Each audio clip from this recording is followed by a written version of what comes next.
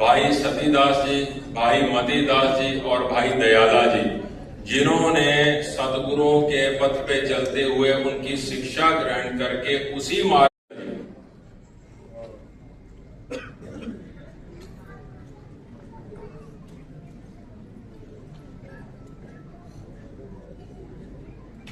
मंचस्थ सभी संत, सभी महानुभाव,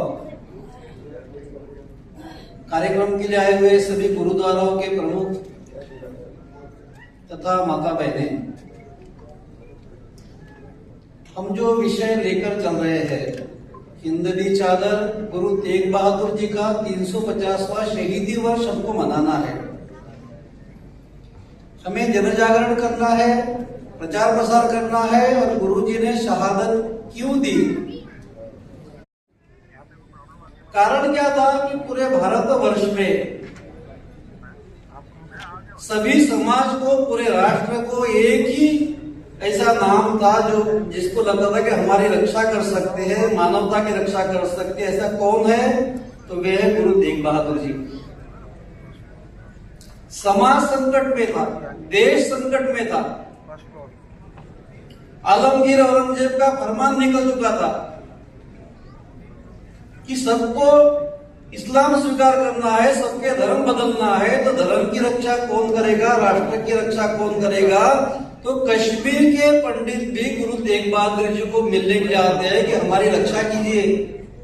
हिंदवी चादर यानी सभी के वो रक्षक थे, सभी समाज के, पूरे राष्ट्र के वो रक्षक थे, रक्षा करने वाले थे, उनको हिंदवी चादर बोलते।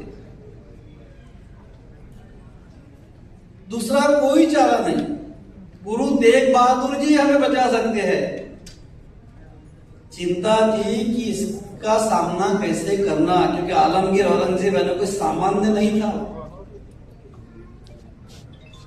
जैसे यहाँ पर सभी सभा बैठी हुए है, सभी कश्मीरी पंडित से लेके देश भर से आए हुए सभी लोग बैठे हुए हैं, सभी चिंता में कि इसका मुकाबला कैसे करना। गोविंद राय जिसकी उम्र 9 से 10 साल थी, वे आते हैं, पूछते पिताजी को क्या हो गया। उनको बताया जाता है कि समाज संकट में है, मानवता संकट में है, तो करना क्या है? तो उन्होंने बताया, गुरु तेग बहादुर बोलते कि किसी श्रेष्ठ व्यक्ति को अपना सर्वस्व निछावर करना पड़ेगा, अपना बलिदान देना पड़ेगा। तो ये गोविंद राय बोलते हैं, गुरु गोविंद सिंह बोलते हैं कि आपसे श्रेष्ठ दूसरा कोई व्यक्ति मुझे नहीं दिखता है।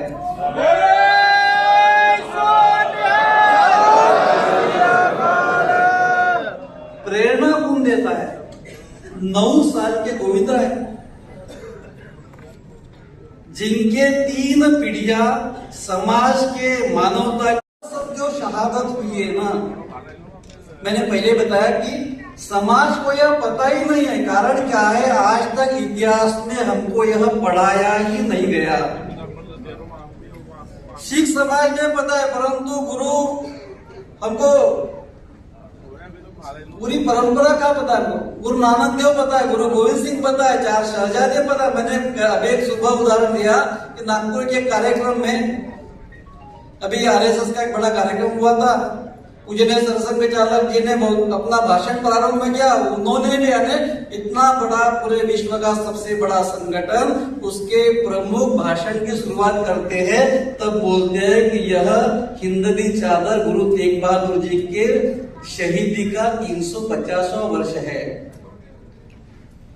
शहादत को कितना बड़ा महत्व जाकर लेकर जाने का प्रयास करना, इतना ही मुझे लगता है करना चाहिए। जो बोले सो निहाल।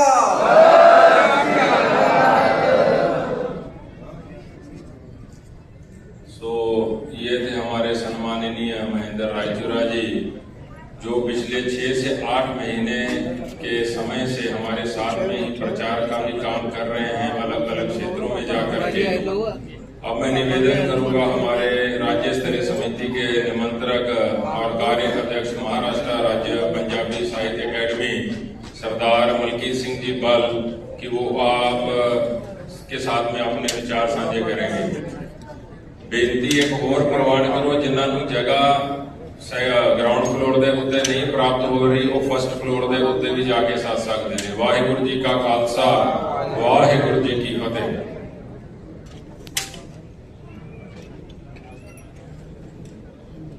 वाहेगुरु जी का खालसा, श्री वाहेगुरु जी की फतेह।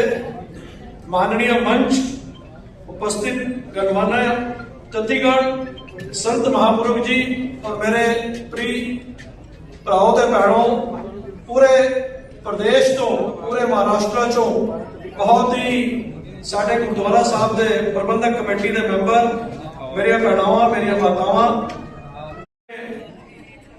गायक भी है, लेखक भी है। उन्होंने एक विशेष गीत गुरु तेग बहादुर जी की जीवनी के ऊपर लिखा है, गाया भी है, जिसका कि आज मुख्यमंत्री जी देवेंद्र जी फडणवीस, संत बाबा हरराम सिंह जी खालसा, मुखी दमदमी टकसाल, प्रधान संत समाज बाबूराव जी महाराज और सारे संत महाराज यहाँ पर जो उपस्थित हैं उनका विमोचन करेंगे। तो आप देखेंगे कि आज के बाद में ये एक जो संदेश है ये विपरीत रूप लेगा। यहाँ से जो ऊर्जा पैदा होगी और जो देश के मुख्यमंत्री देवेंद्र जी फडणवीस पहुंचने वाले हैं, उसके पहले मंच का कुछ आयोजन करना है। तो प्रबंधकों की बेनती है कि आप ज्यादा विस्तार में ना जाते हुए बहुत संक्षेप में बोले। मैं इसी के साथ में अपनी वाणी को विराम देता हूँ। वाहेगुरु जी का खालसा, वाहेगुरु जी की फतेह।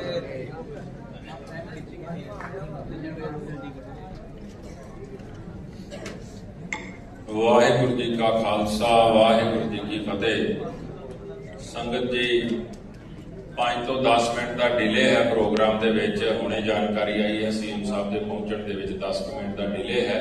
ਸੋ ਮੈਂ ਤਾਂ ਤੁਹਾਨੂੰ ਸੰਗਤਾਂ ਨੂੰ ਦੱਸ ਦਿੰਦਾ ਵੀ 10 ਮਿੰਟ ਆਪਾਂ ਨੂੰ ਹੋਰ ਥੋੜਾ ਬਹੁਤ ਇਸੇ ਤਰ੍ਹਾਂ ਇਕਾਗਰਤਾ ਬਣਾ ਕੇ ਰੱਖਣੀ ਹੈ। ਬਾਕੀ ਸਤਿਗੁਰਾਂ ਦੇ ਆਪਾਂ ਜੋ ਸ਼ਹੀਦੀ ਸ਼ਤਾਬਦੀ ਸਾਰੇ ਮਿਲ ਕੇ ਨਾਗਪੁਰੇ ਜਿਹੜਾ ਉਪਰਾਲਾ ਹੋਣ ਜਾ ਰਿਹਾ ਹੈ, ਇਹਦੇ ਵਿੱਚ ਸਾਡੇ 8 ਮਹੀਨੇ ਦੇ ਵਿੱਚ ਜਿੰਨਾ ਵੀ ਮਰਾਠਵਾੜਾ ਖਾਸ ਕਰਕੇ ਏਰੀਆ ਹੈ, ਹਰ ਇੱਕ ਤਲੂਕੇ ਦੇ ਵਿੱਚ ਤਕਰੀਬਨ ਗੁਰੂ ਸਾਹਿਬ ਦੀ ਸ਼ਹਾਦਤ ਦੇ ਇਹ ਸਮਾਗਮਾਂ ਦੀ ਬੈਠਕ ਲੈ ਕਰਕੇ ਵੱਡੇ ਪੱਧਰ ਤੇ ਪ੍ਰਚਾਰ ਦੀ ਸੇਵਾ ਨਿਭਾਈ ਹੈ। ਸੋ ਇਹਨਾਂ ਦਾ ਬਹੁਤ ਬਹੁਤ ਧੰਨਵਾਦ।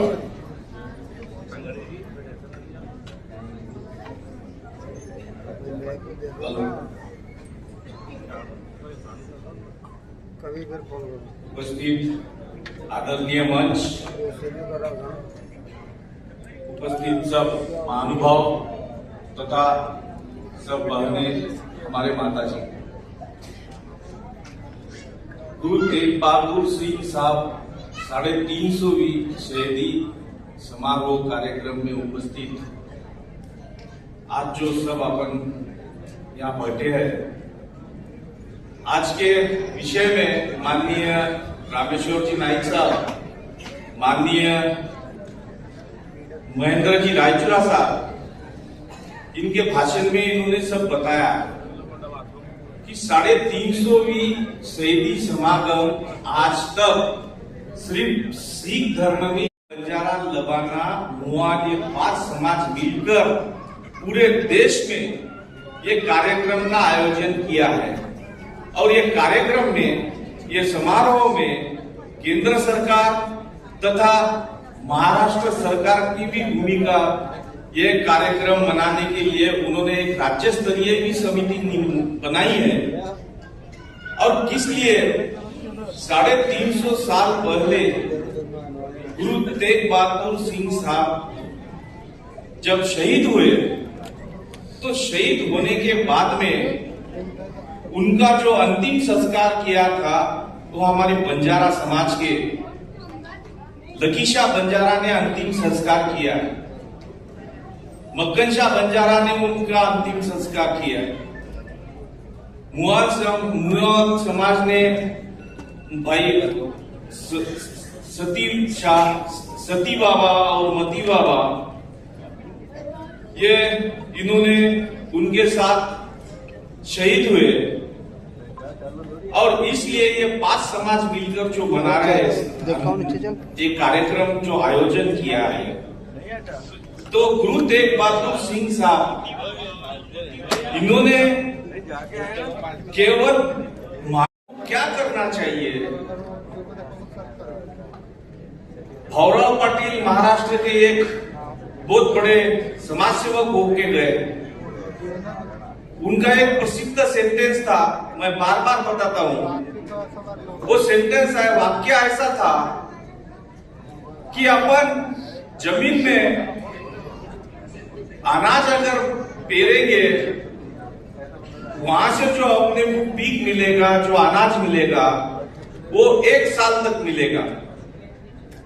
अगर अपन ने इंसान को अगर पेरा तो 50 साल तक जो आप जो बटे हैं ये मिलेंगे आपने। 50 साल तक जो पूरे साहब ने दिया था, सुखविंदर साहब ने अभी भाषण में बताया, सिर दिया पर सिरण न दिया। धर्म शीश दे दिया लेकिन धर्म नहीं छोड़ा। वो इतने बड़े भगवान अपने में से चले, 350 साल गए। हम हमारे बच्चे, हमारी बेटियां का जब उनका बर्थडे रहता है तो बहुत खुशी से अपन 2-3 दिन निकाल कर हमारे बच्चों के बेटा बेटी का हम बर्थडे मनाते हैं। तो मैं आपको इतना ही कहना चाहूंगा, हमारे भगवान है, वो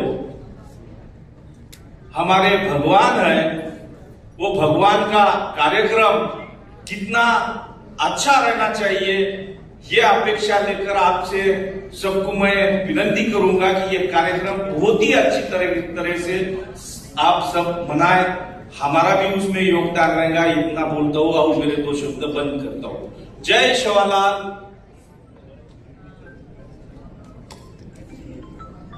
वाहिगुरु जी का खालसा, वाहिगुरु जी की फतेह।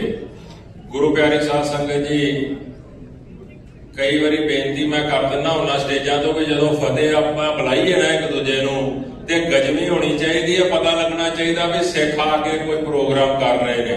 वाहिगुरु जी का खालसा, वाहिगुरु जी की फतेह। सो मैं एक बेनती करांगा, ये सुनील महाराज सन, जिद्दां आपां हिंदी बोलण च थोड़ा अटक के बोलते हैं, इन्हां नूं थोड़ा जिहा अपनी जो गोर बंजारा ओहदे जे चंगी तरह बोलने ने हिंदी च ये भी थोड़े जे मेरे को तंग ने। सो इन्हां दे कुछ अल्फाज जो उत्ते थल्ले हो जाते हैं, गुरु साहब दे नाम एक थोड़े दूजे ढंग नाल लैंदे आ, उस दे उत्ते आपां किते को विचार नहीं दूजी रखनी, भावनावां नूं वेखीए। सो हुण इस सत्र दा आपां समापन कर रहे हैं, समाप्ति कर रहे हैं। 10 मिनट ਦੇ ਵਿੱਚ ਆਪ ਸੰਗਤਾਂ ਨੂੰ ਬੇਨਤੀ ਹੈ ਬ੍ਰੇਕ ਲੈ ਲਓ, ਜਲ ਪਾਣੀ ਮਾਫ ਕਰਨਾ, ਬਾਥਰੂਮ ਵਗੈਰਾ ਜੇ ਕਿਸ ਨੇ ਜਾਣਾ ਜਾਓ। ਸਤਿੰਦਰ ਸਰਤਾਜ ਭਾਜੀ ਜਿਨ੍ਹਾਂ ਨੇ ਵੱਡੀ ਸੇਵਾ ਨਿਭਾਈ ਹੈ ਉਹ ਪਹੁੰਚ ਚੁੱਕੇ ਨੇ। ਸੰਤ ਬਾਬਾ ਹਰਨਾਮ ਸਿੰਘ ਜੀ ਖਾਲਸਾ ਉਹ ਪਹੁੰਚ ਚੁੱਕੇ ਨੇ। ਮੁੱਖ ਮੰਤਰੀ ਸਾਹਿਬ ਸਾਡੇ ਮਾਨਨੀय ਉਹ 10 ਮਿੰਟ ਦੇ ਵਿੱਚ ਆਪ ਸੰਗਤਾਂ ਦੇ ਰੂਬਰੂ ਹੋਣਗੇ ਅਤੇ ਅਗਲਾ ਜੋ ਸਾਡਾ प्रोग्राम है उसकी शुरुआत की जाएगी। सो बेनती है, मैं सभी मंच पर उपस्थित सभी अपने महापुरुष हमारे समिति के सदस्यों से भी बेनती करूंगा कि हम 10 मिनट के ब्रेक के बाद में